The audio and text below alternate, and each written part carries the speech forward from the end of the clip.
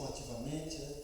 Eu falo que esse grupo é fiel, está aqui todas as quartas-feiras, todo domingo de manhã, todo domingo à noite, não falta, bênção de Deus. Oremos então. Pai bondoso, nós somos gratos por estarmos aqui nessa manhã, para juntos meditarmos e aprendermos da Tua Palavra. Como eu falei, sou grato a Ti pela vida dos Teus servos que não faltam. A nossa oração é que o Senhor continue derramando bênção sem medida na vida de cada um deles. Como a gente faz todos os domingos, apresentamos essa caixa com o nome de pessoas que temos orado para que se convertam. A nossa oração, como sempre, é que o Senhor use os Teus servos que estão mais próximos para que alcance essas vidas através do testemunho pessoal.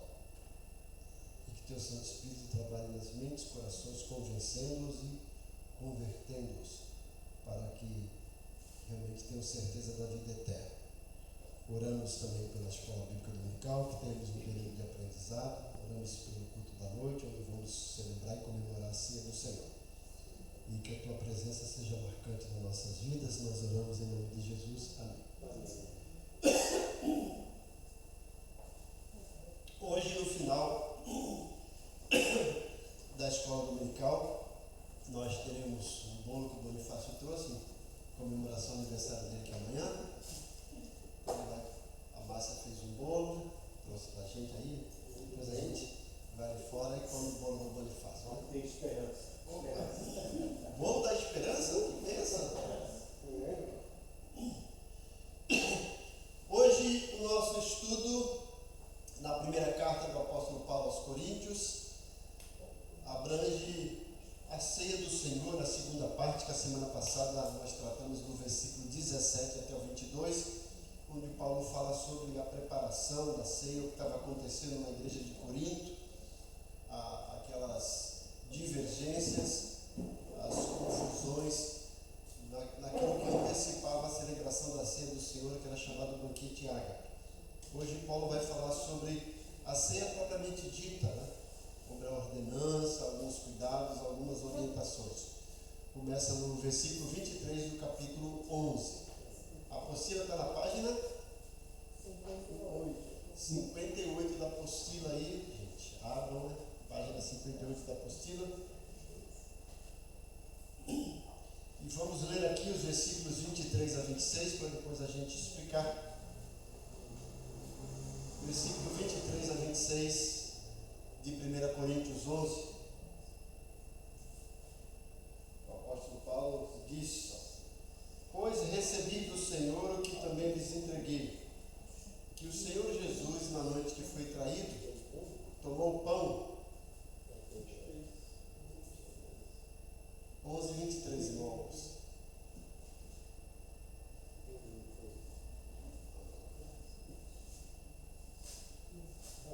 Isso. Dá mais uma vez.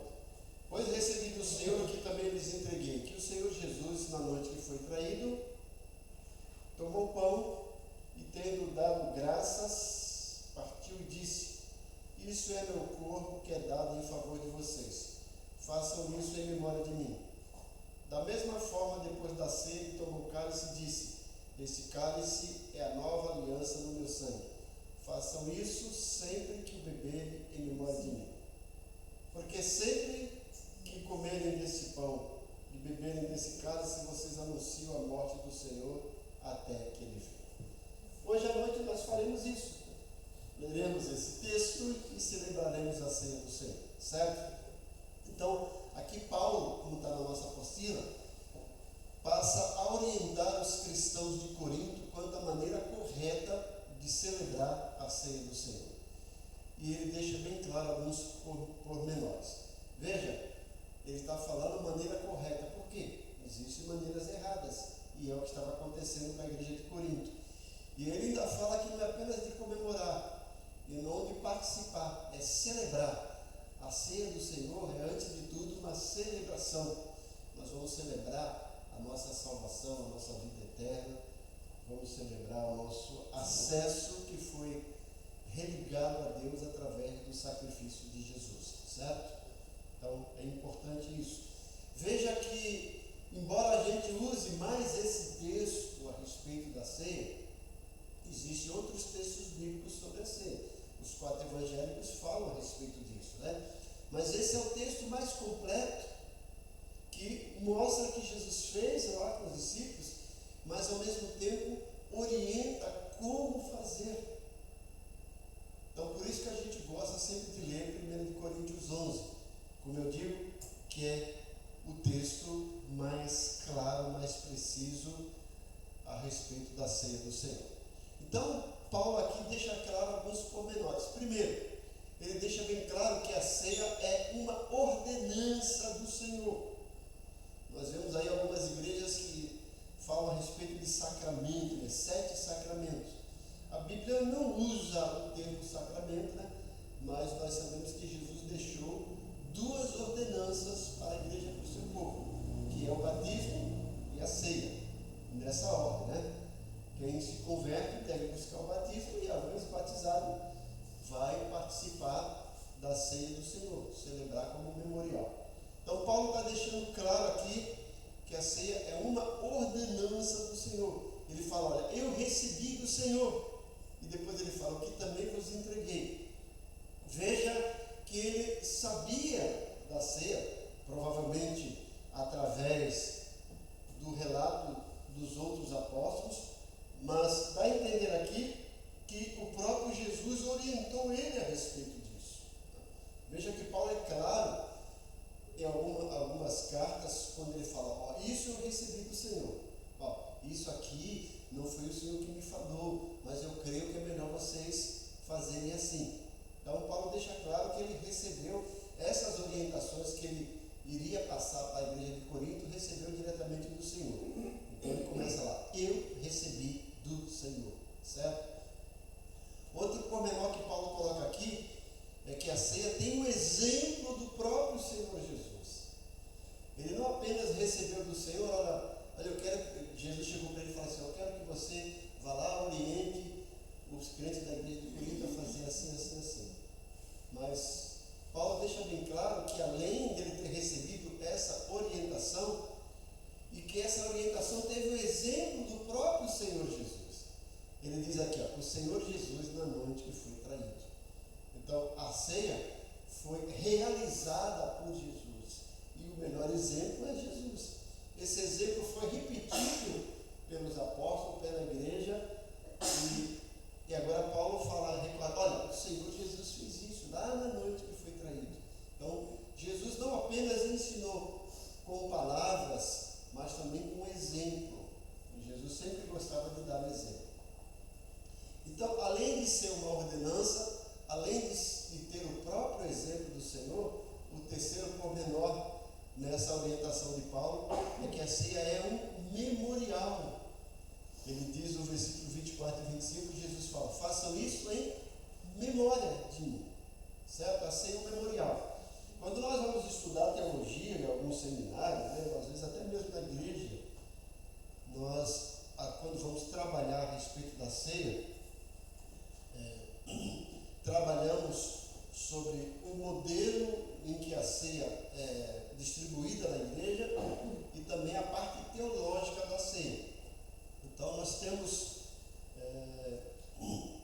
alguns argumentos e algumas posições teológicas a respeito da ceia. Existe aquela posição teológica que é adotada pela Igreja Católica, que é chamada de transubstanciação.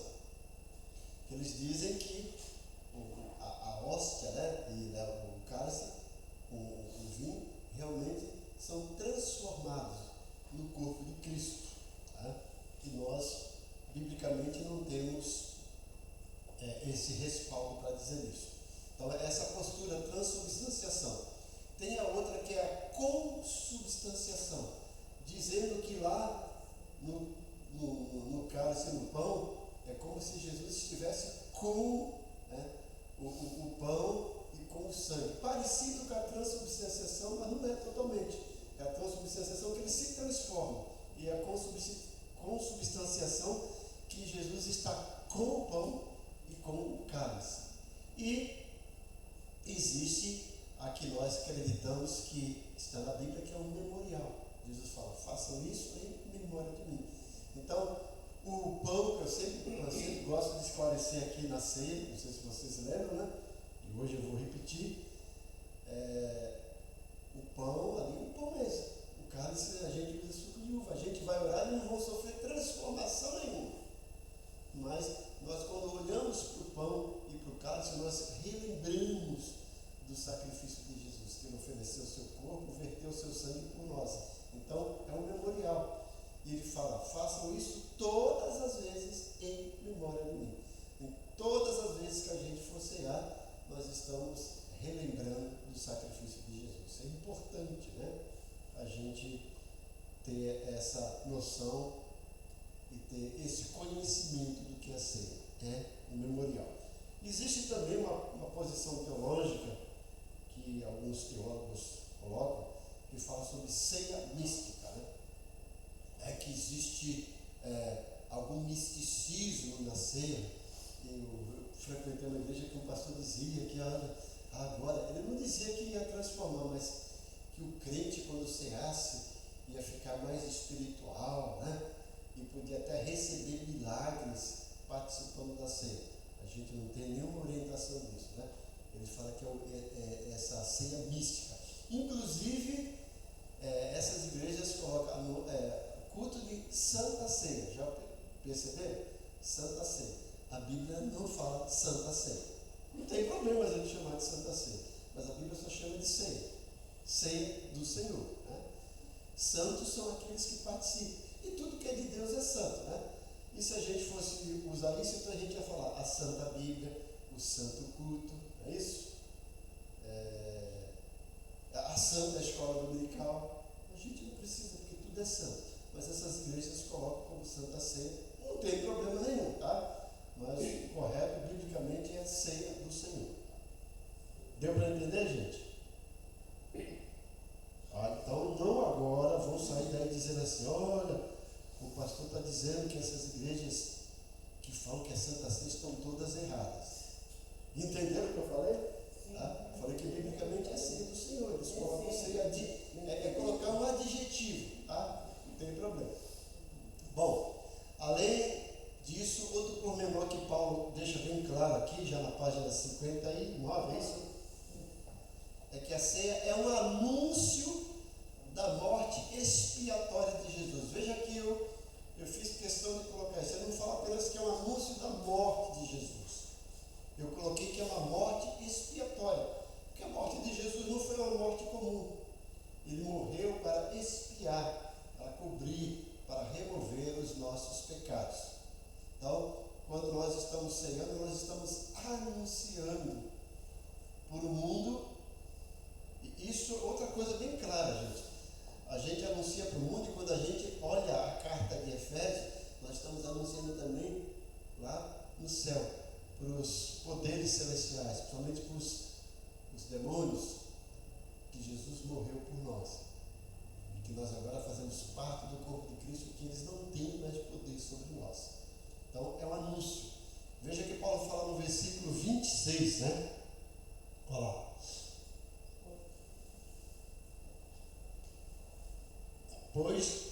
Estava lendo aqui outro texto, é o versículo 26, né? Ele diz lá, porque todas as vezes que comerem esse pão e beberem esse cálice, vocês anunciam a morte do Senhor até que Ele venha. É um anúncio, estou anunciando, Jesus morreu por nós. Nós vamos agora, logo nesse mês, comemorarmos a Páscoa. A Páscoa vem logo depois da paixão. Paixão, quando Jesus morre, a Páscoa, quando ele ressuscita, né? Mas nós estamos anunciando, que é o segundo item aqui, ó, letra E, né? Além de ser um anúncio da morte expiatória de Jesus, a ceia também é uma expectativa da vinda do Senhor, ou um anúncio, uma esperança de que o Senhor vai voltar. Ele fala assim, até que ele venha. Veja que coisa interessante. Como que ele vem se ele morreu? Parece contraditório, né? Mas a gente lembra, ele morreu, mas ressuscitou. E ele não apenas ressuscitou, ele está dizendo que ele vai voltar. Então, sempre que a gente está ceando, a gente deve lembrar, olha, haverá o arrebatamento. Jesus vai voltar para arrebatar a igreja. Nós temos que pensar nisso. isso. Por isso que a ceia é importante. E eu fico, às vezes, indignado com algumas pessoas que não valorizam a ceia. Perdem a ceia por qualquer motivo, né? Tem gente que trabalha, a gente entende, tem gente que está doente, mas tem gente que simplesmente não dá valor. Então, se a ceia realmente tem valor, não marque alguma festividade no dia que vai ter a ceia do Senhor, né? Não marque nenhum compromisso no dia que vai ter a ceia do Senhor. Mostre que aquilo é importante para você. Venha participar da ceia. Então, Paulo faz aqui essas orientações no versículo 23 até o 26, demonstrando que isso é uma ordenança. Agora, continuando, do versículo 27 a 34, Paulo vai falar agora sobre os participantes da ceia. Veja que ele faz, primeiro, uma colocação sobre aquilo que estava acontecendo quando o povo se reunia para cear, e era a antecipação, era aquela parte que a gente fala que é o prelúdio, que o povo da igreja de Corinto se reunia para fazer aquela festa, o banquete ágape, e que estava tendo muita confusão, e Paulo fala, vocês não estão se reunindo para melhor, mas para pior. Agora Paulo vai falar da seriedade da ceia, mostrando que é uma ordenança, e agora ele vai falar a respeito dos participantes, quem deve participar, como deve participar. Então ele começa agora do versículo 27 ao versículo 34, falando a respeito disso. E veja o que ele diz. Vamos lá para 1 Coríntios 11, do 27 ao 34. E vocês vão ver que tudo isso que está aqui é o que eu sempre repito no culto de ceia. Ah, o pastor está repetindo. É para repetir mesmo, que é para a gente lembrar. E mesmo repetindo, tem gente que parece que esquece. Paulo diz, portanto, veja que ele fala a respeito da ceia, agora ele fala portanto, ou seja, concluindo. Essa expressão, portanto, é uma conjunção conclusiva, então tem a ver com o que ele falou antes. O que ele falou? Que a ceia é um memorial, que a ceia anuncia a morte de Jesus, que a ceia é uma ordenança de Jesus, que a ceia fala da vinda de Jesus, e agora ele fala, portanto, já que vocês sabem disso, portanto, todo aquele que comer ou beber o cálice do Senhor indignamente será culpado de pecar contra o corpo e o sangue do Senhor. Examine-se cada um a si mesmo, e assim coma do pão e beba do cálice. Pois quem come e bebe sem discernir o corpo do Senhor, come e bebe para a sua própria condenação. Por isso há entre vocês muitos fracos e doentes, e vários já dormiram. Mas se nós tivéssemos o cuidado de examinar a nós mesmos, não receberíamos juízo. Quando, porém, somos julgados pelo Senhor, estamos sendo disciplinados, para que não sejamos condenados com o mundo.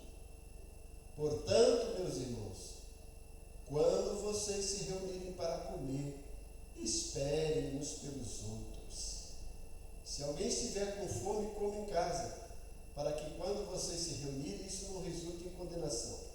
Quanto ao mais, quando eu for, lhes darei instruções. Lembra que no finalzinho aqui, o versículo 34, Paulo fala, se alguém estiver com fome, né? E aí ele está falando daquela primeira parte, que era a reunião deles, que eles se reuniam para comer. Não é isso que a gente serve para vocês, um pedacinho de pão, que não vai matar a fome, né? Não é isso que Paulo está dizendo. Está falando aquela festa chamada Festa do Amor, que era realizada antes de celebrar a ceia do Senhor. Mas o que Paulo fala aqui sobre os participantes, né? Vamos entender, mas antes nós vamos abraçar um pouco de vocês e atendendo a vários pedidos do Bonifácio, né? Semana passada não teve bala, hoje é bala dupla. E aproveitar, pode dar oferta. Quem não deu oferta semana passada também vai dar oferta dupla?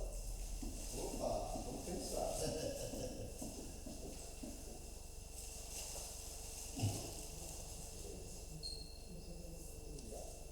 Então deixa aí a apostila na página 59 aberta, né?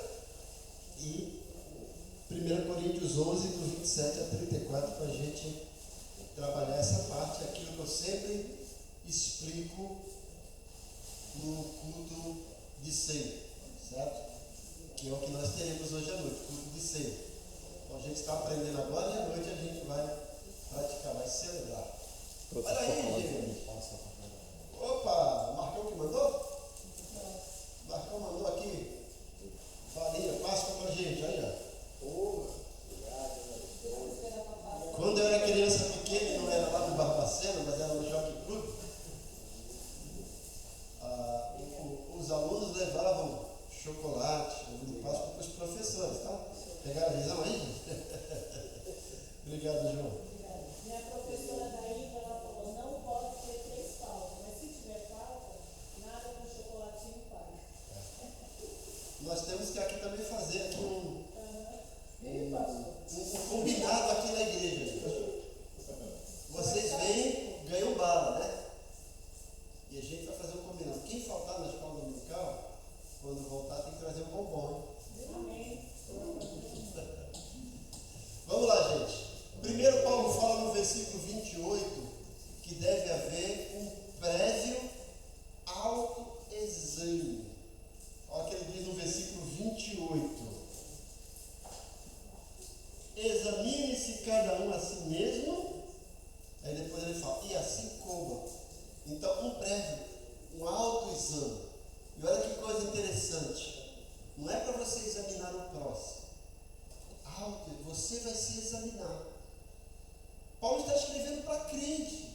Então, se você realmente é um crente, nascido de novo, está em comunhão com o Senhor, é você que vai se examinar para você achar se você realmente está apto ou não para cear. Veja que a coisa é tão séria que Paulo não fala, não, todo mundo pode. Vamos, não. Faça um autoexame. É um exame, mas é um exame que você faz de si mesmo. Por isso que Paulo fala, examine-se, pois, o homem ao outro. Né? Não. E assim, não é não? Não está assim? Não. Está errado então que eu É li? assim mesmo. Examine-se, pois, o homem a si mesmo. Então, o que é que eu digo sempre aqui, gente? Lembra? Eu mesmo como pastor e os diáconos, quando vão servir, nós não temos autoridade nem autonomia para proibir ninguém de cear. E nem para forçar alguém de cear. É a pessoa que deve se examinar. A nossa postura é orientar, como Paulo fez. E qual é a nossa orientação? Segundo a Bíblia, Jesus teve, durante o seu ministério, muitas pessoas que o seguiram, multidões o seguiram. Ele realizou a ceia numa praça pública com multidões? Não. Ele só realizou com os 12, aqueles que o seguiram. Então, o que a gente entende na nossa orientação? Que a ceia do Senhor é para os discípulos do Senhor. E à luz da Bíblia, quem é discípulo do Senhor? Aquele que reconheceu os seus pecados, que entregou sua vida a Jesus e o recebeu como Salvador e Senhor. Foi batizado. Então ele é discípulo do Senhor. Ele está em comunhão, porque todos aqueles discípulos que cearam estavam em comunhão. Ficaram 3 anos e meio com Jesus. Então a nossa orientação é, você é crente, é batizado, você está em comunhão com o Senhor, você está apto para cear. Agora, você precisa fazer o seu autoexame. Olha, será que eu tenho pecado, fiz alguma coisa? Não somos nós que vamos falar, Marlene não pode cear, irmão Augusto não pode cear, Márcia não pode cear, Bonifácio não pode cear, Bia não pode cear, Maria José não pode cear. Não. É Bia que vai falar assim, eu acho que eu devo cear, eu acho que eu não devo cear. É o irmão Augusto que vai falar para si mesmo, eu acho que eu vou cear, eu acho que eu não devo cear. A pessoa que vai fazer o seu autoexame. E esse autoexame, gente, é a luz da Escritura. Você não vai se examinar pensando no que o outro pensa. Já pensaram a respeito disso? Parece redundância. Você não vai ceiar pensando no que o outro pensa. É pensando no que Deus pensa em você. Certo? Então, é isso. A nossa orientação aqui, a nossa postura é orientar e servir. Você que vai fazer o autoexame, você ou não? Eu desagradei algum irmão e agora? O irmão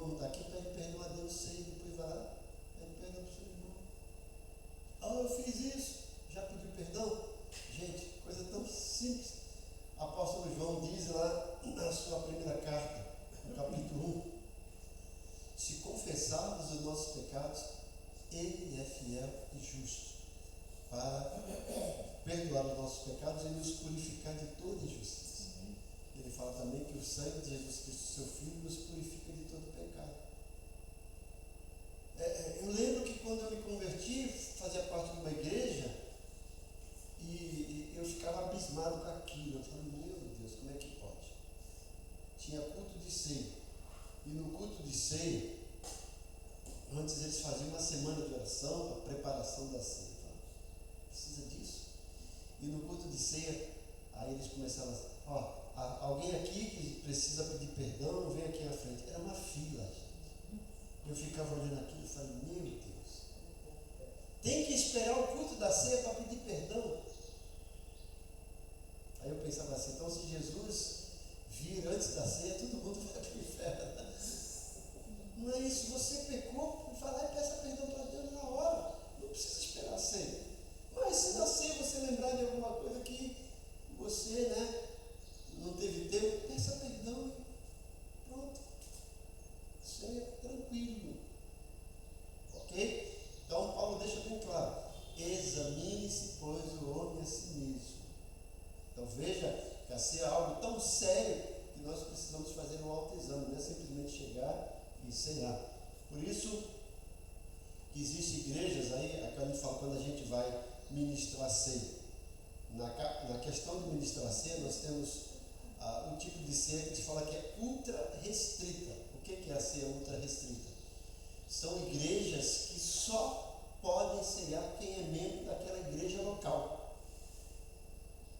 Então, se nós fôssemos adeptos da ceia restrita, ultra restrita, se aqui no culto de ceia tivesse até outros crentes batistas, mas que não fosse aqui da Igreja Batista Benesse, falasse, não pode cear, você não é membro da igreja local. Esse é o culto ultra restrito, a ceia ultra restrita. A ceia restrita é que só pode participar crentes da mesma denominação.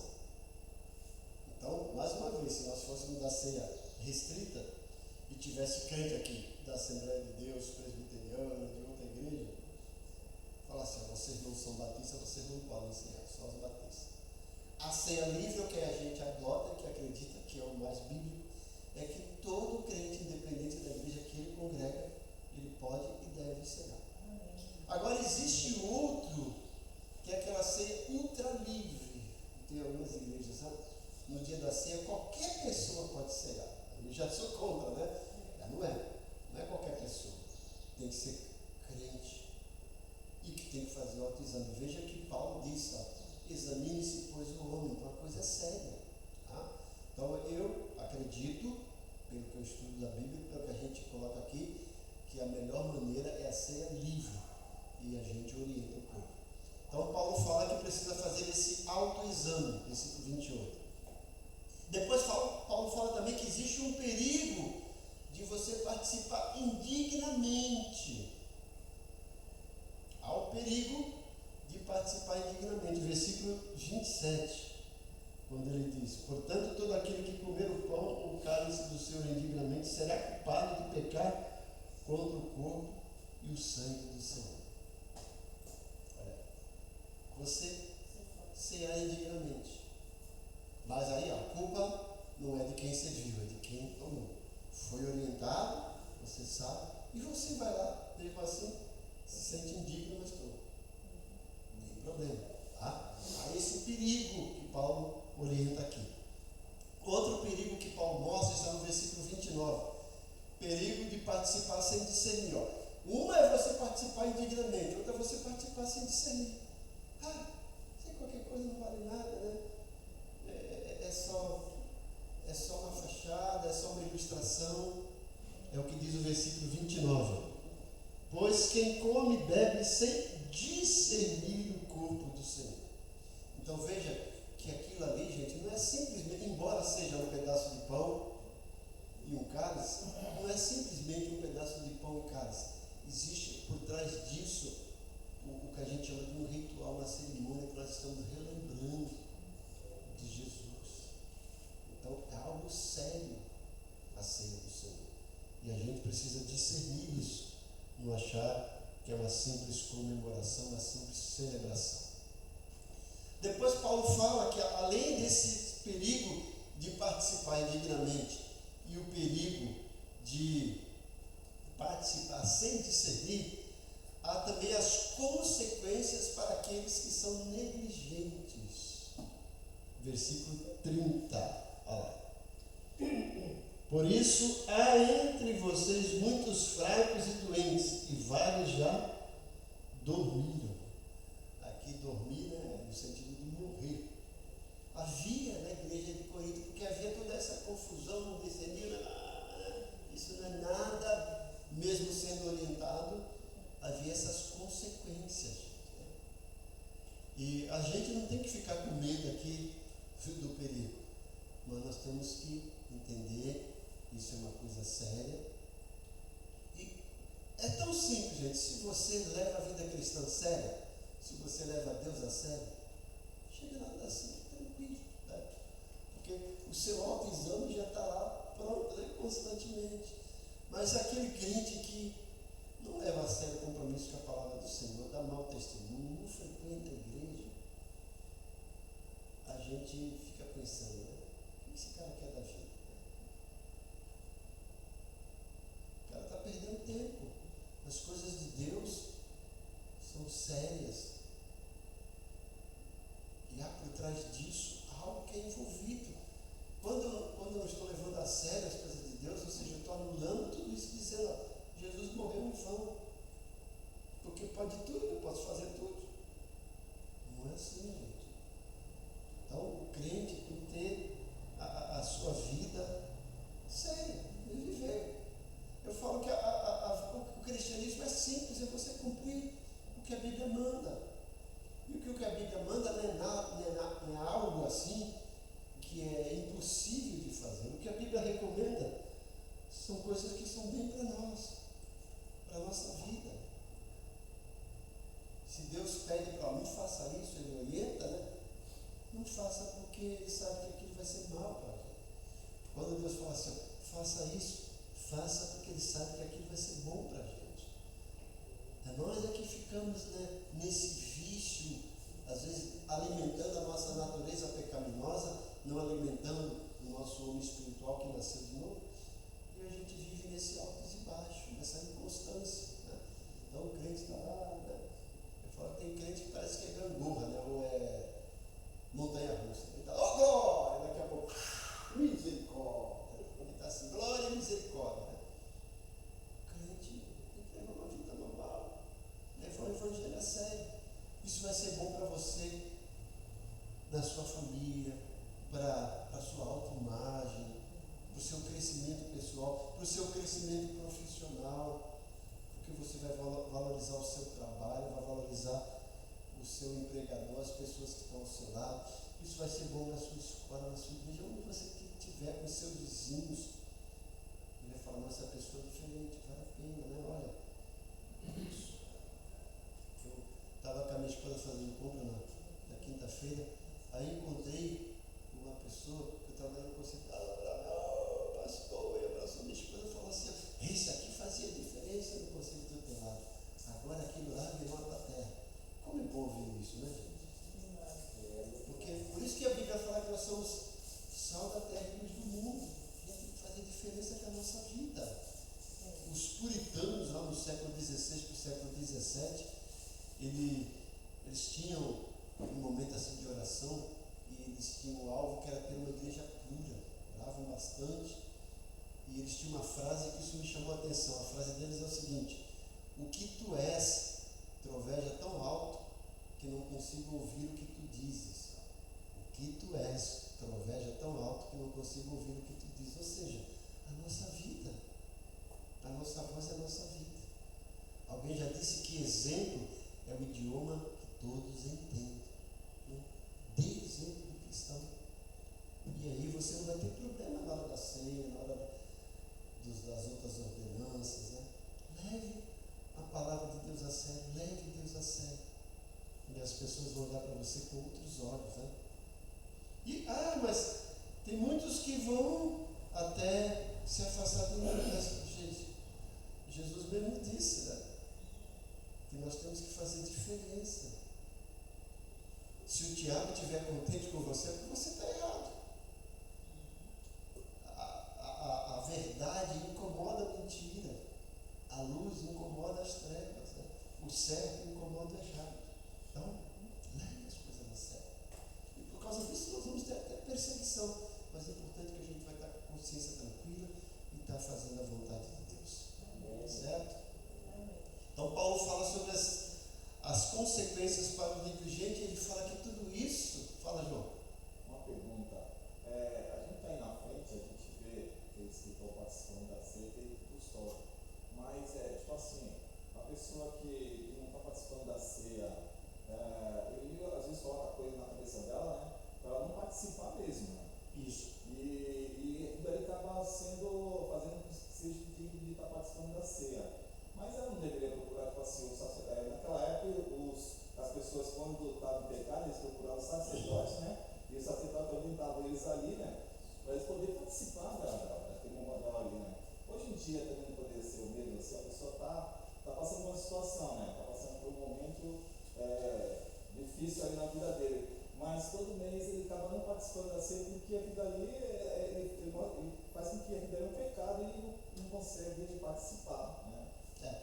Eu acredito que a resposta dessa pergunta eu já dei quando eu citei o exemplo da igreja que eu frequentava, que eu achava um absurdo no dia da ceia, aquela fila. Já tem hoje, tem hoje. Porque, olha, se você chega na ceia e você está com problema e você não ceia, legal. Mas na outra ceia você não ceia, você já deveria ter procurado o seu pastor antes. Ó, pastor, está acontecendo isso, uma orientação, né? E aquilo que eu falei, se você é um crente que está frequentando a sua igreja, nós estamos orientando isso. A gente orienta na escola bíblica dominical. Olha, se todos os crentes aqui da Ebenezer tivessem vindo na escola dominical hoje, para ouvir isso aqui, a gente ia minimizar todos esses problemas. Certo? E toda vez que eu pecar, a Bíblia fala, se confessar o nosso pecado, a gente tem que procurar o Senhor, pedir perdão, não esperar pela ceia. Mas é você não ser uma vez, você... O que está impedindo? Gente, é isso. Eu tenho que ser uma pessoa, lembra aquilo que Paulo fala no versículo 28, faça o autoexame, examine-se. Bom, eu não serei. Por que eu não serei? O que está pegando? Opa, é isso? Então eu tenho que resolver isso. E eu tenho que resolver isso não só porque eu tenho que ceiar. Lembra, gente? Eu tenho que resolver isso porque isso faz mal para mim, isso é pecado e isso desagrada a Deus, certo? Eu estou fazendo mal. É tão simples, é nós que complicamos. É difícil. Gente, se fosse fácil, Jesus não precisava morrer por nós. A gente resolvia. Pecado é coisa séria, não é fácil de resolver. Mas Jesus já fez o que tinha que fazer. Eu simplesmente preciso agora seguir as orientações dele. Então é sempre isso. A gente às vezes olha aqui, mas eu estou cansado de falar. Eu estou aqui há 28 anos. E há 28 anos, faça uma conta, gente. Nós ceamos todo mês. Nós temos 53 ceias por ano. Né? Se você for contar 28 por 53, olha aí, quantas ceias a gente já tomou aqui? E quantas vezes eu já expliquei isso? E se alguém não está ceando muito, poxa, tem alguma coisa errada. Então, vai lá e conserta. É assim, mas a gente fica postergando. Quando eu deixo de ceiar constantemente, eu não estou valorizando. É o que Paulo diz aqui, para não discernir o corpo e o sangue do Senhor. Eu estou valorizando isso. E aquilo que eu estou dizendo, gente, não é só a ceia. Quando fala não está participando do corpo, da ideia de que eu não estou levando Jesus a sério, estou perdendo tempo. Então, vai lá, resolve, conserta. Tão simples. A gente é que complica. Né? Deu para entender, João? Deu? Então, o que está me captando agora, que fala que é fracos e doentes. A gente anda doente, né? Com dor, essas coisas todas. Então, a gente estando doente, a gente... Não. É isso que eu queria, né? Não. Paulo está dizendo que na igreja de Corinto havia algumas pessoas que por conta disso estavam fracos, doentes, e muitos que morreram, mas não todos é por conta disso. Certo? Nem toda doença é pecado, gente. Nós estamos sujeitos Jó. Jó estava doente porque deixou de cear. Jó estava doente porque pecou. E aí? Paulo tinha uma enfermidade. Paulo estava doente porque pecou, porque deixou de cear. Timóteo tinha uma enfermidade no estômago. Estava doente porque deixou de cear, porque pecou. Não. Então é isso. Nós temos que entender. Né? Agora, existe isso também. Presta atenção, gente. A gente chama isso aqui, quando a gente vai estudar psicologia, chama isso daqui de psicossomatização. Davi mostra muito bem isso no Salmo 38, no Salmo 32. Quando a pessoa é serva de Deus e depois faz alguma coisa e não conserta, ela sente o peso, ela mesma sente o peso do pecado.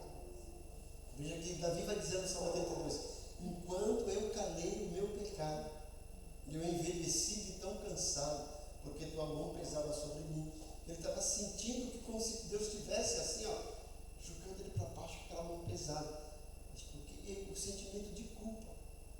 E esse sentimento de culpa, que são as nossas emoções, gera enfermidade no nosso corpo. Isso chama-se de doenças psicossomáticas. Agora, eu não posso dizer que toda doença é sentimento de culpa, é pecado. Eu estou doente, eu vou lá, opa, não estou com pecado, não estou com sentimento de culpa. Estou sujeito. Você comer uma comida estragada, você pode ser o crente mais espiritual. Você vai vomitar e pode ter uma diarreia. Você não é um crente blindado, olha, pode mandar comida estragada, vem, você faz um ano, eu sou crente, eu não vou pegar isso. Não é assim. Covid veio aí, gente, né? Quantos crentes pegaram Covid, né? Eu peguei Covid 2 vezes, eu estava duas vezes com pecado. Quantos ites eu tenho na minha vida, então eu sou o pior do pecador. Mas nós estamos sujeitos, gente, é isso. Né? Temos aflições, temos. Né? Agora, nem toda enfermidade é pecado. Né? É isso. E o fato de eu ser crente super espiritual não me deixa imune de enfermidade. Nós estamos aí. Né? Você pode pegar gripe, não, eu sou crente, não pego, vou sair na chuva, vou sair sem agasalho, não vou pegar gripe nem nada. Olha, pode espirrar na minha frente, não tem problema. Eu vou entrar no hospital, não vou usar luva, não vou usar máscara, porque não pega nada. Vai nessa.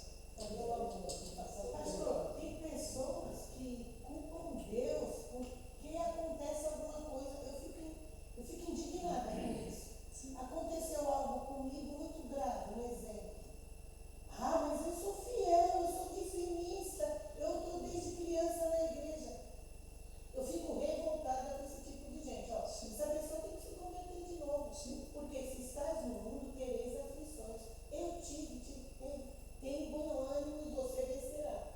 Mas às vezes eu fico decepcionada com certos cristãos que agem assim. Infelizmente, porque não conhece a palavra, eu falo, tem crente que culpa Deus e tem crente que culpa o diabo. Eu estava vendo uma live esses dias da minha sobrinha, não quis nem saber. Eu fiz um comentário. Ah, para, tu está no evangelho há tanto tempo e aconteceu isso. Ai, Deus. Negligência nossa, escolha, a maioria dos nossos problemas são escolhas erradas que nós fazemos. Certo? É isso. Deus não é culpado. O mundo já não é maligno. E às vezes não é nem problema do diabo. Não, também. Eu estou cheio de dívida, é o devorador do diabo. Aí eu brinco, mas é verdade. Você emprestou seu cartão de crédito para o diabo e deu a senha para ele? Não. Tem o camarada, é o diabo das suas escolhas. Você fez coisa errada. Eu vou comprar pela fé. E vai lá, compra nas casas não sei o que lá, vão fazer propaganda, depois lá, Deus vai me ajudar a pagar. Eu já vi até. Deus vai falar assim, ó, não mandei você comprar. Isso, não me envolve isso. Eu já vi um TikTok falando isso. Mas eu sou dizimista fiel. O fato de não. você ser dizimista fiel, você não vai comprar uma televisão de 55 polegadas, se você já tem na casa, não pode pagar. Você, tem que saber administrar as suas finanças. Jesus fala isso a respeito do camarada que foi construir uma torre lá no Calculoso. É isso. Nós temos que ser sensatos, gente. Né? Eu frequentava a igreja e pensava, tinha uns camaradas sempre endividados, aí tinha retiro, a gente, pastor, você não vai? Não, a gente estamos economizando para. Eu vou pela fé. Não é nada. Depois ficava lá todo endividado, pedindo dinheiro emprestado. Então, faça as suas economias, leve as coisas a sério, não compre o que não deve, certo? Não fique pegando empréstimo, você vai pagar juros. Lembra? Cartão de crédito? Isso não te pertence. Cheque especial? Isso não te. Você vai pagar e vai pagar caro. Eu compro e vou pagar o mínimo. Você vai ficar o máximo da sua vida pagando o mínimo. Eu uso o cartão de crédito, mas eu sei. Vou pagar daqui 40, mas vou pagar. Chega lá, paga tudo. Tudo acabou. Pronto. Então, tem que aprender a fazer seu controle orçamentário. E tudo isso, depois a gente fica culpando Deus ou culpando o diabo. E aí Paulo vai falar sobre a disciplina do Senhor no versículo 32, né? Quando, porém, vocês são julgados pelo Senhor, estamos sendo disciplinados para que não sejamos condenados. Como veja, Deus nos disciplina para a gente não ser condenado. Deus nos disciplina para nos corrigir, porque nós somos filhos amados, certo? Então, gente, presta atenção nisso. Né? Leve a sério isso. Isso não vale só para si, vale para tudo na nossa vida, tudo para a igreja. O fato da gente ser crente, Deus não vai mandar, presta atenção, um anjo da sua casa e vai falar assim, olha, eu peguei aqui esse bilhete da Mega Sena, né? Já está todos aqui, você não precisa nem pagar, já está pago, vai dar esses números, pronto, paga todas as suas dívidas. Não é assim. Tem crente que quer arrumar emprego, Senhor, arruma emprego para mim, mas ele não faz currículo, não estuda, não acorda cedo para levar o currículo. O anjo não vai chegar e falar assim, olha, já preparei o seu currículo, estou levando lá numa empresa, olha, eu vou falar com o patrão para te contratar, para pagar o melhor salário. Olha, eu vou dizer, você é tão bonzinho para Deus, que você não precisa nem ir, que eu vou todo dia bater teu ponto, tá? É isso? Tem crente que acha que é assim. Depois ainda fica pegando profecias que não é para você, promessas que não é para você e que você não entende. Não, mas lá em Deuteronômio está dizendo que Deus vai me colocar por cabeça e não por cauda. Não está dizendo isso para você. Está dizendo para o povo de Israel se for obediente a Deus. E você fala, se obedecer, você me obedece. Gente, por hoje é só. Hoje à noite nós estaremos aqui para colocar tudo isso em prática, celebrando, comemorando, cultuando a Deus com a ceia do Senhor, certo? E outra coisa, não se preocupe com o que os outros vão dizer. Eu não sei, os outros vão pegar no meu outro, nenhum outro tem autonomia, autoridade de pegar no seu pé. Venha, participe, fique em paz com isso. Se você não quer ser, ninguém vai te obrigar, é você e Deus. Amém? Pai querido, nós somos gratos porque nós temos a oportunidade de estudar a Tua palavra, como ela mesmo diz que ela é viva e eficaz. Nós te louvamos mais uma vez pela vida dos Teus servos que estão sempre aqui para aprender a Tua palavra. Nos ajude a colocar em prática, nos dê um culto abençoado hoje à noite, na celebração da ceia do Senhor. Traz o Teu povo para vir participar. Leva-nos agora para os nossos lares, nos dê um dia abençoado, que os Teus anjos nos protejam e nos guardam. Nós oramos em nome de Jesus. Que a graça do Senhor Jesus, o amor de Deus Pai e a comunhão do Espírito Santo seja com todos. Ebenezer? A igreja se importa com isso. E o João trouxe biscoito no livro.